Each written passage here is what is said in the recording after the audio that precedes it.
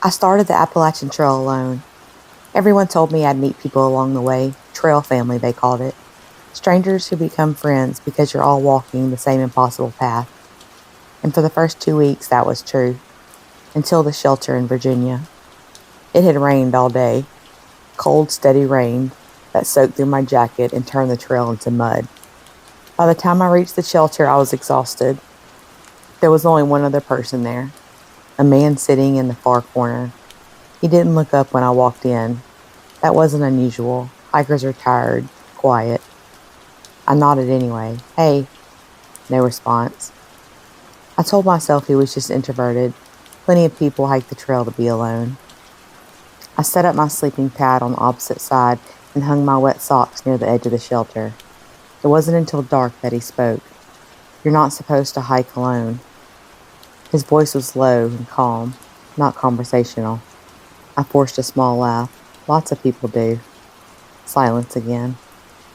The rain picked up outside, drumming against the roof. There was no cell service out there, no road nearby, just miles of trees in every direction. I remember noticing how he hadn't unpacked much. No food bag hanging, no visible gear besides a pack. That's when my knees started creeping in. Around midnight, I woke up to movement. Soft, fabric shifting. At first, I thought it was wind. Then I realized it was coming from inside the shelter. I stayed completely still. Through half-closed eyes, I saw him sitting upright, watching me, not casually, not absent-mindedly, just staring. My heart started pounding. So hard, I was sure he could hear it. I shifted slightly, pretending to wake up. He lay back down immediately. I didn't sleep after that. An hour later, I heard it again, this time closer. I opened my eyes fully. He was standing, 2 steps from my sleeping bag. Do you need something? I asked, my voice shaking despite my effort to steady it. He didn't answer. He just looked down at me. Then his eyes dropped to my backpack. I moved fast. I grabbed the small can of bear spray I kept near my head and aimed it upward. Back up, I said. He didn't, so I pressed it. The spray exploded into the dark space, filling the shelter with burning mist. He stumbled backward immediately, coughing and cursing. I didn't wait. I grabbed my pack and ran into the rain. Pitch black forest, mud, roots, no headlamp on. I didn't dare turn one on and give him a clear target. I just ran downhill, slipping, crashing through the brush, branches slapping my face. I didn't stop until I saw the faint outline of a road nearly a mile away. I flagged down the first truck I saw, sobbing and soaked, barely able to explain what happened. When authorities went back to the shelter the next morning, he was gone. But they found something that made my blood run cold. Not hiking supplies, not food, just duct tape, rope, and no permit logged under his description at any previous trail stop.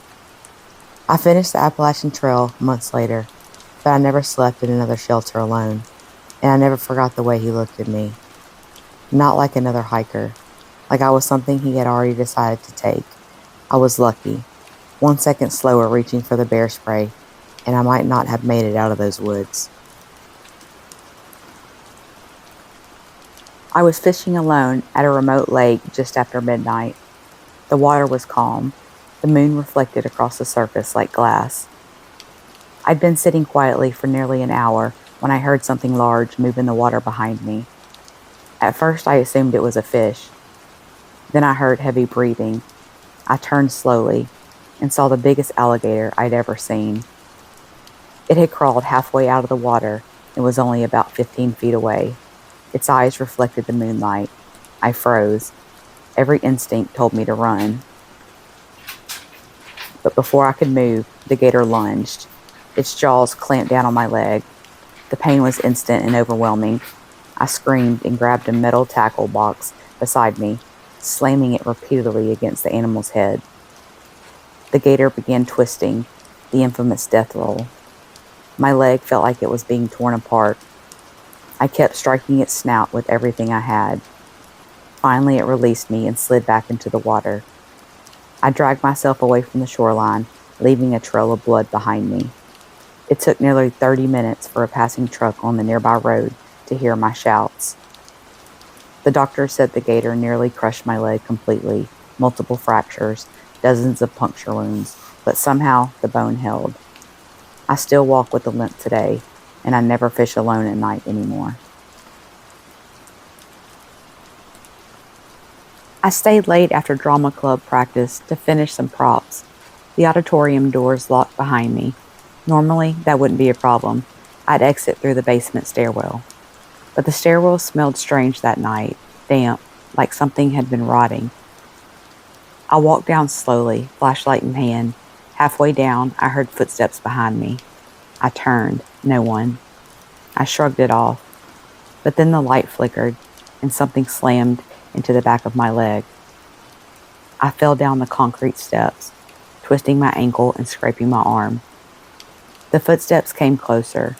A figure appeared in the shadows, tall, heavy, wearing a hoodie that hid their face. I scrambled, barely able to keep balance on my sprained ankle. They lunged at me, and I slammed into a storage closet door. Pain shot through my ribs. I grabbed a broom handle from the corner and swung blindly.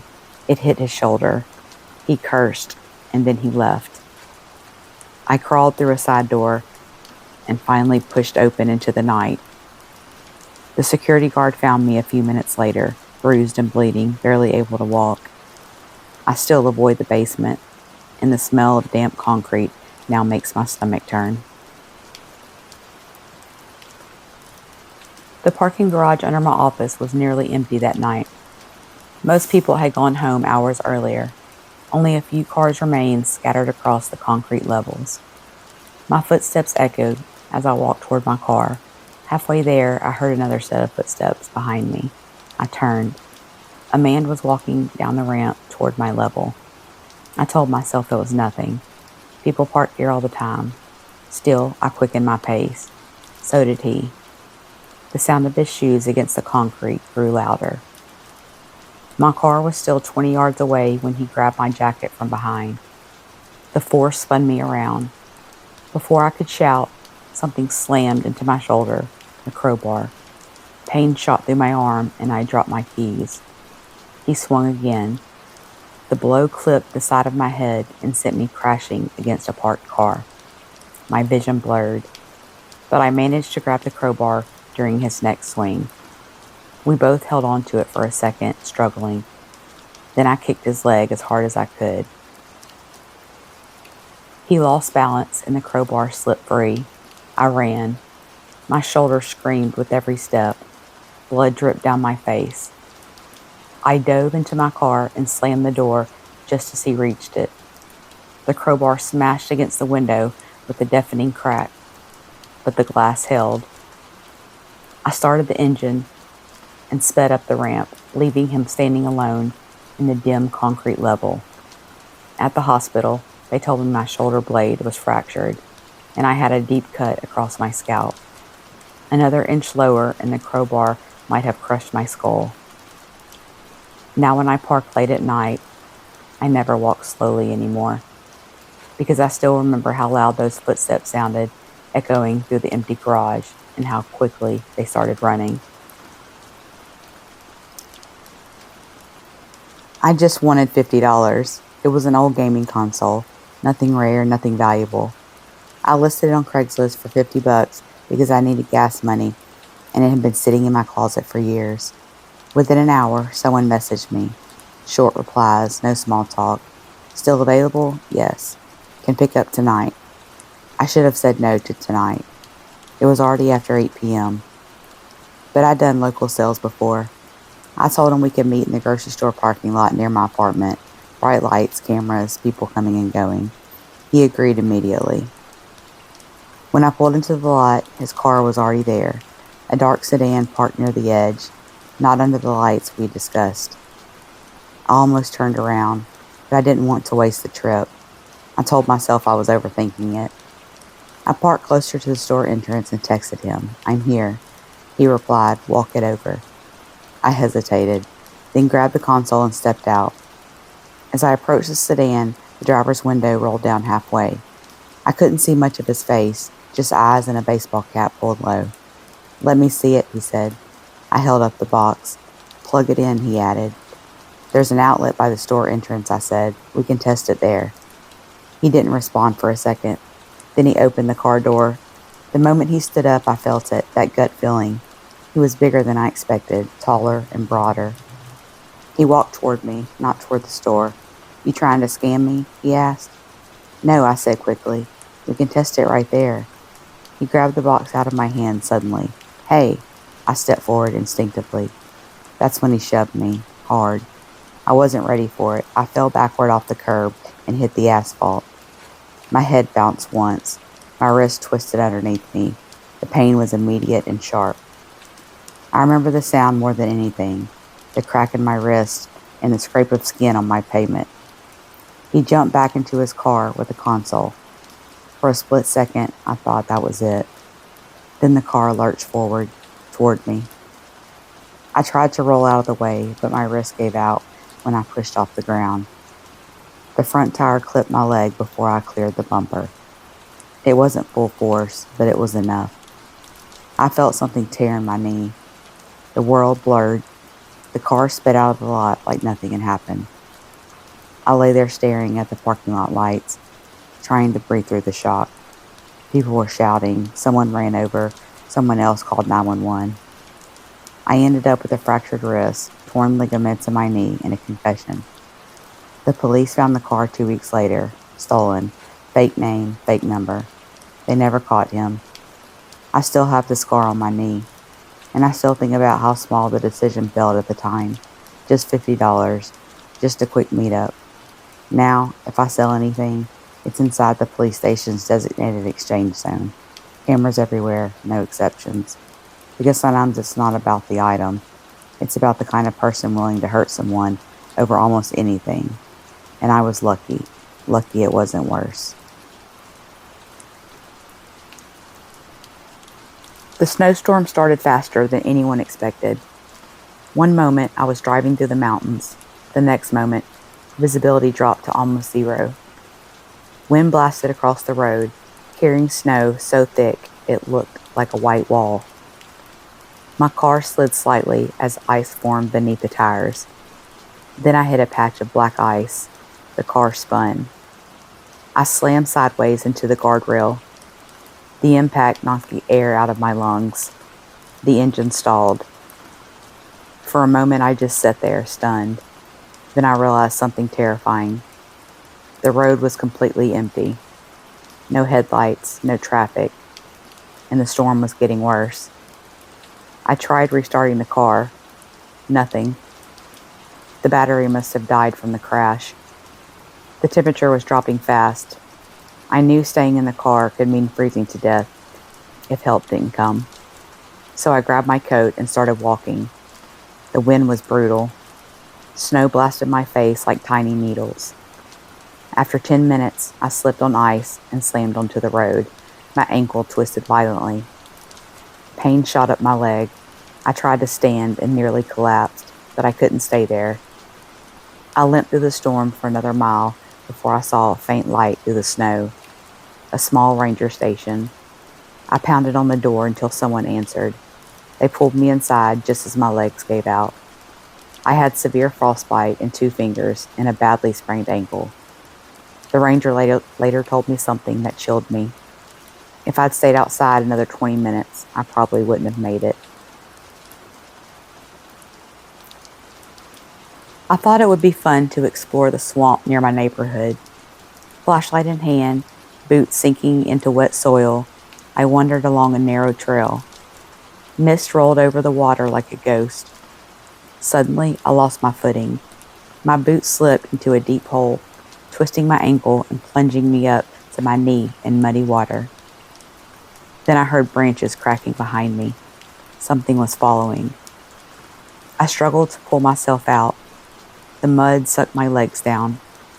I felt sharp sticks scratch my arms as I pulled at the roots. A shadow appeared. A man crouched near the edge of the swamp. "You shouldn't be here," he said. His voice was calm, but his eyes were cold. I scrambled, using everything I had to pull myself out of the mud. He lunged at me, scraping my shoulder with a knife. I kicked him hard. stumbled through the thick brush, and finally made it to the road. I had cuts across my arms, my ankle swollen and bruised, and my heart pounding like a drum. I survived, but the swamp is no longer a curiosity to me. I rented the storage unit because my apartment was too small. Nothing strange about it, just one of those big metal facilities on the edge of town. Long rows of roll-up doors, security cameras on the corners, a keypad gate. The place was always quiet at night. I usually went late because I worked evenings. Around 10 p.m., the lot would be almost empty, except for the buzzing overhead lights and the sound of the highway a mile away. One night, I went to grab a box of winter clothes. My unit was halfway down the third row. As I walked up, I noticed the unit next to mine was open. The metal door was halfway raised. That wasn't unusual by itself. People come and go all the time. But there was no car, no person, just the open door and a dim light inside. I tried not to stare as I unlocked my unit, but the smell hit me before I even rolled my door open. A thick, sour smell drifting out of the neighboring unit, like something had been sitting in heat too long. I told myself it was garbage, maybe spoiled food. People store weird stuff sometimes. I grabbed the box I needed and was about to leave when I heard a sound, a soft thud, from inside the open unit. I froze. "Hello?" I called out. No response. Another sound came a few seconds later, a weak scraping noise, something shifting on concrete. My chest tightened. Someone might have been hurt in there. Against my better judgment, I stepped closer to the opening. The inside was mostly dark except for a single hanging bulb near the back. The unit looked empty at first glance, just bare concrete walls. But then I saw something moving on the floor, a person. Their wrists were tied behind their back, ankles bound with tape, their mouth covered with duct tape that had been partially torn loose. They were barely moving, just enough to scrape their shoulder against the floor. For a second, my brain refused to process what I was seeing. Then adrenaline hit all at once. I rushed forward and knelt beside them. Hey, I'm here," I whispered, peeling the tape from their mouth. They sucked in a shaky breath. "Help," they croaked. That's when headlights suddenly swept across the storage lot, a car turning down the road. My heart dropped. The person on the ground looked terrified. "He's coming back," they whispered. I didn't think. I grabbed the small utility knife from my pocket and cut through the tape around their wrist as fast as I could. Their skin underneath was bruised and raw. The car engine got louder and closer. I hauled them up by the arm. They could barely stand, but adrenaline pushed them forward. We stumbled out of the unit just as the car turned into the row. I didn't wait to see who was inside. We ran. Across the lot, past the keypad gate, onto the road. My phone nearly slipped out of my hand when I dialed 911. The person collapsed on the curb, shaking uncontrollably, their face pale under the streetlights. The car never followed us out of the gate. Police arrived within minutes. When they searched the unit, they found rope, tape, and a few personal belongings that didn't belong to the victim. But whoever had rented it was using a fake identity. The car was gone before officers could get there. They told me later that if I hadn't walked up when I did, the person probably wouldn't have survived the night. I still keep that storage unit, but I never go after dark anymore. Because every time I drive past that row, I remember the smell drifting out of the half-open door and the quiet scraping sound that almost made me walk away. I'd heard about the abandoned subway tunnels downtown. People said they were empty. No one went down there for years. Curiosity got the better of me one night. My friend had told me the maintenance doors were unlocked. I went alone. The first few hundred feet were quiet, just dripping water and the echo of my boots. Then I heard a scraping sound, faint, from deeper inside. I froze. A shadow moved in the tunnel ahead.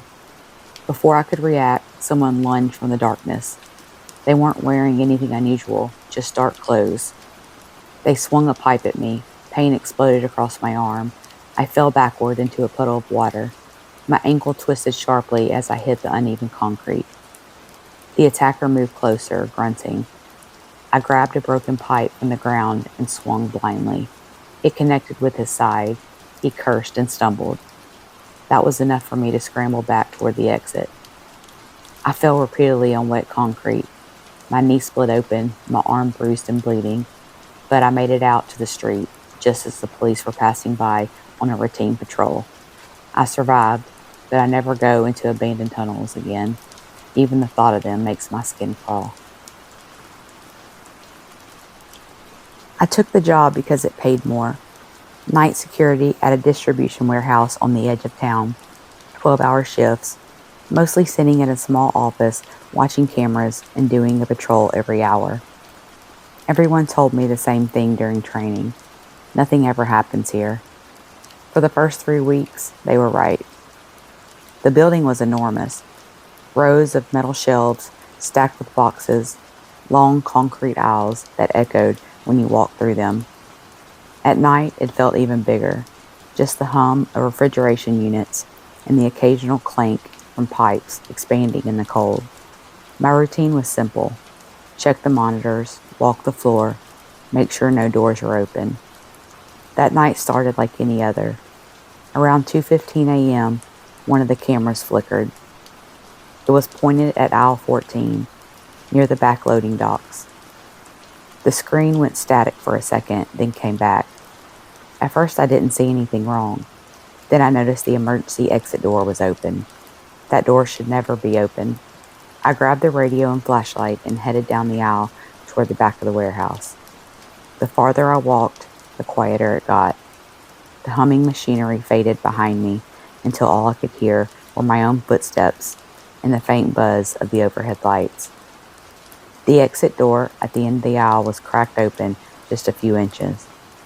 Cold air blowing inside. "Security," I called out. No response. I stepped closer and pushed the door open. The alley outside was empty, just dumpsters and a single flickering street lamp. I was about to close the door when I heard something behind me. Footsteps. I turned just as someone slammed into me from the side. The impact knocked the air straight out of my lungs. My flashlight clattered across the floor and rolled into the darkness between the shelves. A man's voice hissed near my ear, "Don't move." I tried to twist away, but he drove something hard into my ribs. Pain exploded through my side, and I dropped to one knee. Another set of footsteps approached. There were at least 2 of them. One grabbed my shoulder and forced me down onto the concrete. "Stay down," the first voice said. My radio crackled as it hit the floor. I reached for it instinctively. That's when something heavy slammed into my arm. A pipe. I heard the crack before I felt the pain. White heat shot up my arm and I screamed before I could stop myself. "Shut him up," someone snapped.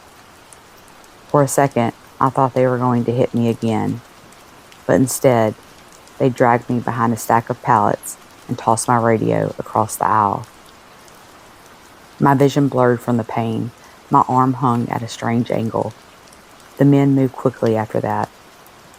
I could hear them loading something into a truck outside, crates being slid across the middle, doors slamming. They weren't there for me. I was just in the way. 10 minutes later, the truck engine roared to life and faded into the distance. I lay there on the cold warehouse floor for almost 20 minutes before another guard found me during the next patrol. My arm was broken in 2 places, 3 ribs cracked, a deep bruise across my back where they'd kicked me before leaving. The police said the men had known exactly where to enter and which crates to take.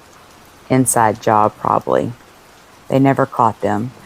I still remember lying there staring at the towering shelves above me, listening to the warehouse hum like nothing had happened. All that space, all that darkness, and the realization that if the next guard had been late, I might have bled out right there between 2 stacks of cardboard boxes while the cameras kept recording empty aisles.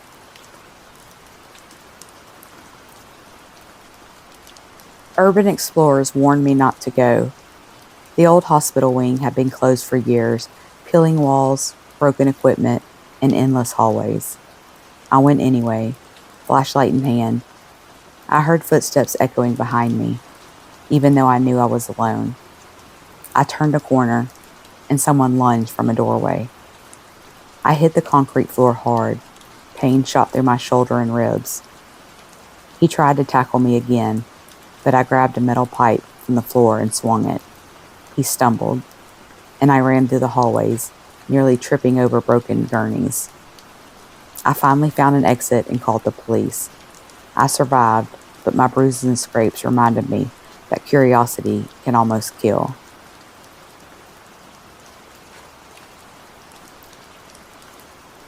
I rented a cabin in the mountains during a winter trip. A sudden storm hit overnight, and the roads were impassable. I thought I was safe inside. In the middle of the night, I heard scratching at the door. I assumed it was wildlife until the doorknob rattled violently. I grabbed a fire poker.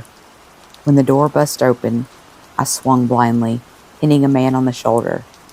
He lunged again, shoving me against the wall. Pain exploded in my shoulder and ribs. I managed to lock myself in the bathroom, bleeding and shaking until morning. By then, he was gone. Police found footprints in the snow leading away, but no one was ever caught. I survived, but I never go alone to remote cabins in the winter.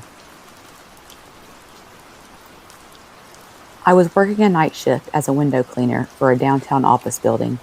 It was late November. The wind was biting. The streetlights below looked like tiny golden dots. Most of the time, the job was boring, easy, and routine. But that night, one of the ropes snapped, not completely, but enough to make my harness swing me violently against the side of the building. I slammed into the glass of the floor below. Pain exploded across my shoulder and ribs. I was dangling there, swinging slightly in the freezing wind, and I realized I could die if the rope let go completely. I tried to stay calm, but adrenaline made my fingers shake. My left shoulder throbbed, my ribs burned, and my leg had scraped badly against the ledge. I managed to swing toward the ledge and grab the building edge. With a final heave, I pulled myself onto the solid roof. If anyone had been walking below, they would have seen me as nothing but a shadow on the side of the building. I survived, but I never go near a rooftop without checking everything 3 times. And every time I pass a high-rise, my stomach still drops. I shouldn't have taken the last bus of the night, but it was freezing outside. My phone battery was almost dead, and the next ride wouldn't come for another hour. So when the city bus pulled up, nearly empty, I stepped on without thinking twice. There were only 2 other people inside. An older man near the front, half asleep against the window, and someone sitting in the very back, hood up, head down. I sat halfway down the aisle and tried to ignore the silence. Late night buses are always quiet, but this felt different. No music, no conversation, just the hum of the engine and the squeak of the suspension every time the bus hit a bump. 10 minutes into the ride, the older man pulled the cord and got off. Now there were 3 of us, the driver, me, and the person in the back. I noticed them stand up in the reflection of the window beside me, slowly. At first I thought they were getting off at the next stop, but the bus didn't slow down, and their footsteps kept coming forward. 1 row behind me, 2 rows, 3. I stared straight ahead, hoping they'd pass me. They didn't.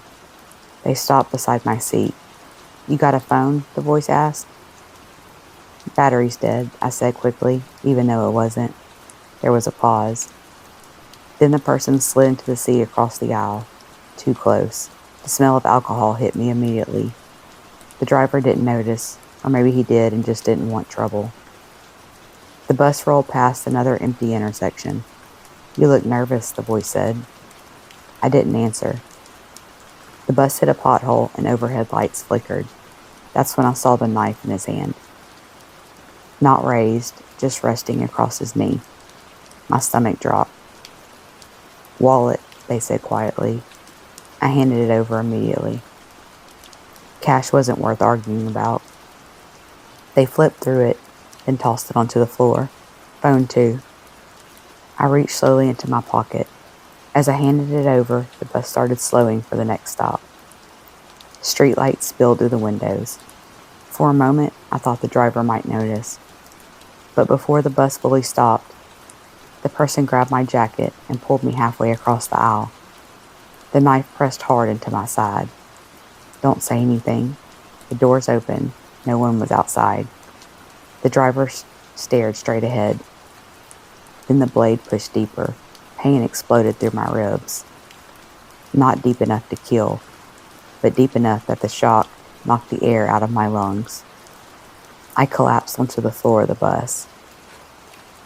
By the time the driver realized something was wrong, the person had already jumped off and disappeared into the dark street. I remember the ceiling lights spinning above me while the driver shouted into his radio. I remember the smell of diesel and the sound of my own breathing getting shorter. The wound missed anything vital by less than an inch. That's what the doctor told me later. If the blade had gone slightly deeper, I wouldn't have made it.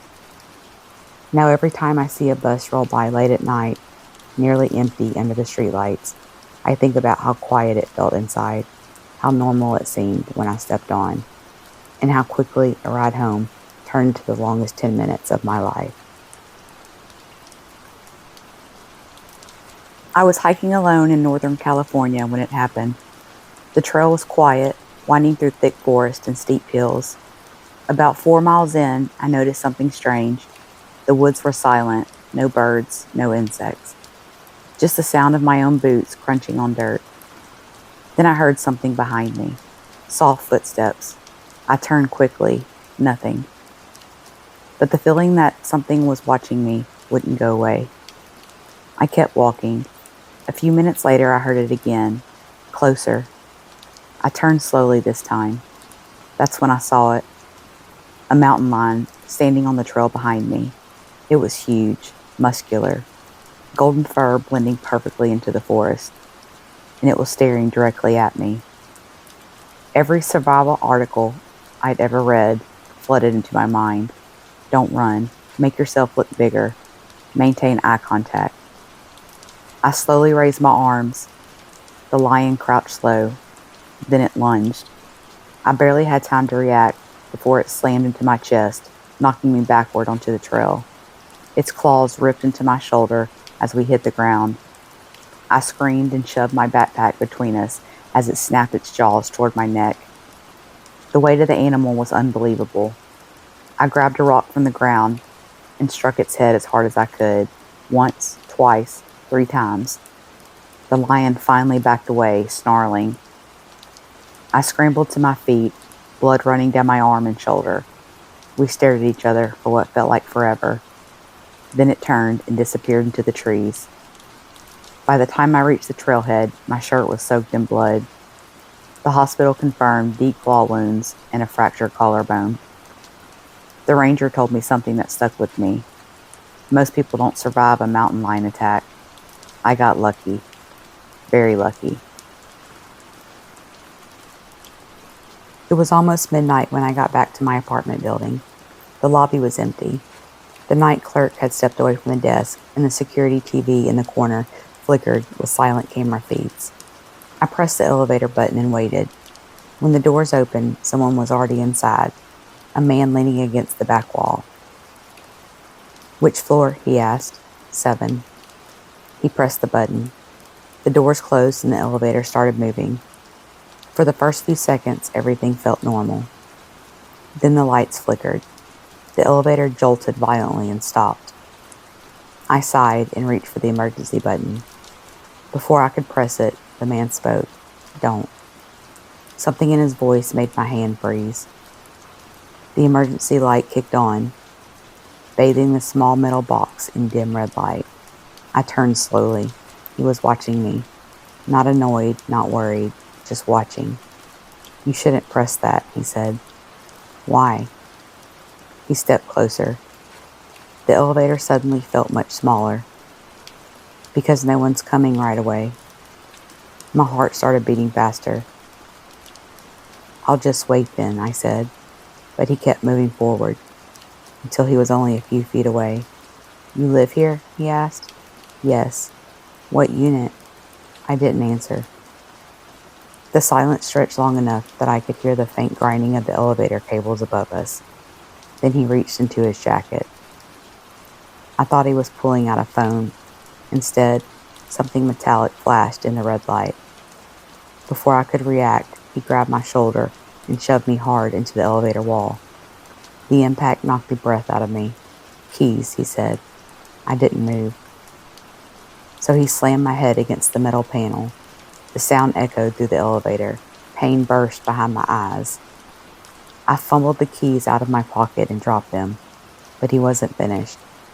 He shoved me down to the floor and kicked me hard in the ribs. Once, twice. I curled up instinctively, gasping for air. Then the elevator jolted suddenly. The lights flickered again, and the door slid halfway open onto the 6th floor. Voices echoed faintly down the hallway. The man looked toward the opening, then back at me. For a moment, I thought he might drag me out. Instead, he grabbed the keys and ran through the half-open door, leaving me bleeding on the elevator floor. My ribs were cracked in 2 places, and I needed stitches above my eye. But I survived. And now every time an elevator shudders, even slightly, my heart starts racing. Because I know how quiet it can get when you're trapped inside with the wrong person. It was nearly 3 a.m., miles from the nearest town, and the gas station sat alone beside a dark highway. But the lights were on, and my gas tank was almost empty, so I pulled in. The place looked abandoned except for a single pickup truck parked near the entrance. The pump clicked slowly while cold wind whipped across the empty lot. Inside the store, a man stood behind the counter. He didn't greet me, just stared while I grabbed a bottle of water from the cooler. "Long drive?" he asked when I set it down. "Yeah." His eyes drifted toward the window behind me. "You alone?" The question made my stomach tighten. "Meeting someone up the road," I lied. He nodded slowly. I paid and headed toward the door. Then something slammed into my back. I hit the tile floor hard. The bottle shattered beside me. A heavy weight pressed onto my shoulders. "Don't move," the man whispered. I tried to twist away, but something struck the side of my leg, a metal bar. The pain was instant and blinding. My leg collapsed beneath me. I managed to shove backward, kicking blindly until I connected with his knee. He stumbled just long enough for me to crawl toward the door. My hands slipped on broken glass as I dragged myself across the floor. I burst outside into the cold air. The man didn't follow, but I could hear him inside, breathing heavily in the dark. My leg was broken. I didn't realize it until I tried to stand and collapsed beside the pump. A truck driver pulled in 15 minutes later and called for help. Police later discovered the gas station attendant had a long criminal record. If I hadn't crawled out when I did, I might never have left that building. The sirens started just after sunset. At first, I ignored them. Living in Oklahoma, you hear tornado sirens a lot. Most of the time, the storm passes miles away. But that night, the sky looked wrong. The clouds were low and greenish, churning like boiling water. Wind ripped through the trees so hard, branches were snapping in the yard. My phone lit up with an alert. "Tornado warning, take shelter immediately." That's when the power went out. The house fell into complete darkness, except for lightning flashing through the windows. I grabbed a flashlight and ran for the storm shelter in the backyard. Halfway across the yard, the wind slammed into me like a wall. I could barely move forward. The roar of the tornado sounded like a freight train getting closer every second. Then debris started hitting the ground around me. Pieces of wood, roof shingles, something metal that slammed into the fence so hard it bent the bars. I reached the shelter door just as a tornado crossed the road behind my house. The wind suddenly became violent. I grabbed the metal handle and pulled. The door wouldn't open. It had swollen from rain. I pulled harder. Then something huge slammed into my back. I flew forward and hit the concrete beside the shelter. Pain exploded across my ribs and shoulder. I turned and saw my neighbor's shed tumbling across the yard like a toy. The tornado was almost on top of me. I forced myself to stand, even though my shoulder screamed with pain. Using both hands, I yanked the shelter door again. This time it opened. I threw myself inside just as a tornado hit. The door slammed shut behind me. For the next 30 seconds, the world sounded like it was being ripped apart. Metal shrieking, glass exploding, the entire shelter shaking. When the noise finally faded, I pushed the door open. My house was gone, just pieces of wood scattered across the ground. Later at the hospital, they told me I had 3 cracked ribs and a separated shoulder, but I survived. And now every time the sky turns green, I don't hesitate. I run. I had to pick up a package from a late-night shipping yard. It was supposed to be simple. The lot was huge, full of stacked shipping containers, mostly empty. One spotlight flickered overhead. As I walked toward the container I needed, I heard metal scraping behind me. I turned. A man had emerged from the shadows. He grabbed me and slammed me into a container. Pain shot through my ribs and shoulder. I fought back, punching and kicking. I managed to push him off and run. He chased me across the lot. My ankle twisted over a piece of metal debris. I fell hard, scraping my arm and face. I scrambled to my car and slammed the door just as he lunged again. I drove away, bleeding and shaken. The police never caught him.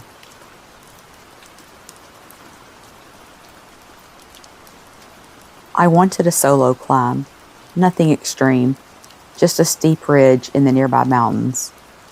Halfway up, the wind picked up. Loose rocks skidded under my boots. I slipped. My fingers scraped the rock face as I twisted my ankle, catching myself just before a fall that would have been fatal. I tried to climb up again. Then a rock gave way beneath my foot. Pain exploded in my knee as I tumbled a few feet down the slope, hitting jagged stones. Bruised and bleeding, I used my climbing rope to pull myself to a safer ledge. Hours later, I limped back to the trailhead, barely able to walk. I survived, but the ridge will haunt my dreams, the way a single misstep almost ended everything. I'd always been curious about the old carnival on the edge of town. Everyone said it was closed for decades. The rides rusted, the tents shredded.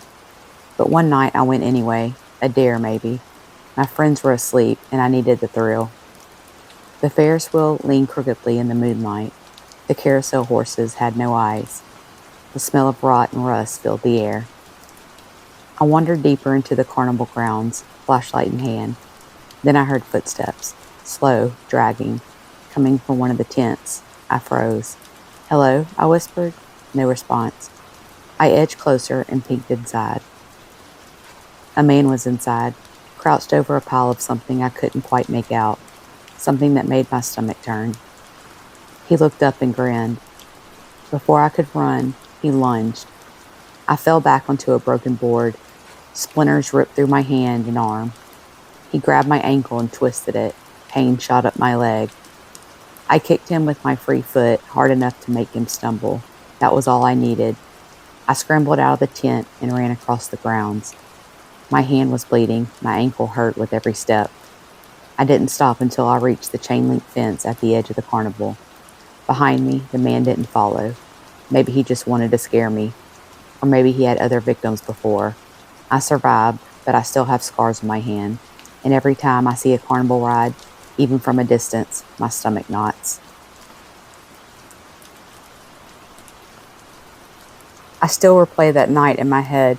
It wasn't late. That's the part that bothers me the most. It was barely 9:30 p.m., the kind of time where people are still walking dogs and picking up takeout. I'd stayed late at work and decided to cut through the pedestrian trail behind the shopping center to get to my car faster. I'd used that shortcut dozens of times. It's strange how normal everything felt at first. The air was cool. I could hear traffic from the main road. My phone battery was low, so I wasn't scrolling, just walking, keys behind my fingers like people always say to do. About halfway down the path, I noticed footsteps behind me. Not close, just there. I told myself it was nothing. It's a public trail. People use it all the time. But when I slowed down, the footsteps slowed too. I stepped off to the side like I was checking my bag, giving whoever it was a chance to pass me. They didn't. The footsteps stopped. I didn't turn around right away. I don't know why. Maybe I thought if I didn't look, it wouldn't be real. When I finally did, he was closer than I expected. Mid-30s maybe, hoodie, hands in pockets, no expression. I forced a polite smile, the kind you give strangers to show you're not a threat. He didn't smile back. I started walking again, faster this time. I could hear him keeping pace. I remember debating whether I was overreacting. I didn't want to be dramatic. I didn't want to assume the worst. That hesitation is what I regret. When he grabbed my arm, it was sudden and hard enough to spin me around. I shouted immediately, louder than I thought I ever could. I think that surprised him. He told me to be quiet, said he just wanted to talk, but his grip tightened. I fought, not strategically, not bravely, just desperately. I kicked backward, twisted, tried to wrench my arm free. He shoved me down onto the gravel path. My head hit the ground hard enough to make my vision flash white. For a few seconds, everything sounded underwater. I remember thinking, this is how it happens. This is how people disappear. But then I heard something else. A car door slammed nearby, voices from the parking lot. He heard it too. The pressure on my arm vanished, footsteps running away, branches snapping. And then silence. I lay there shaking, staring up at the dark sky, trying to figure out if I could still move. My elbow was bleeding, my head throbbed, my ankle screamed when I tried to stand. But I was alive. The couple from the parking lot found me minutes later. They called 911. The police searched the area, but never caught him. No cameras on that part of the trail. No clear description beyond male, average height, dark hoodie. For weeks after, I jumped at every sound. I stopped taking shortcuts. I stopped wearing headphones outside. I stopped assuming I was overreacting. What haunts me the most isn't what he did. It's how ordinary the night was before it happened. There were no dramatic warning signs, no abandoned warehouse, no empty street at 3 a.m., just a normal path, a normal evening, and one moment where everything shifted. I survived, but I don't walk that trail anymore.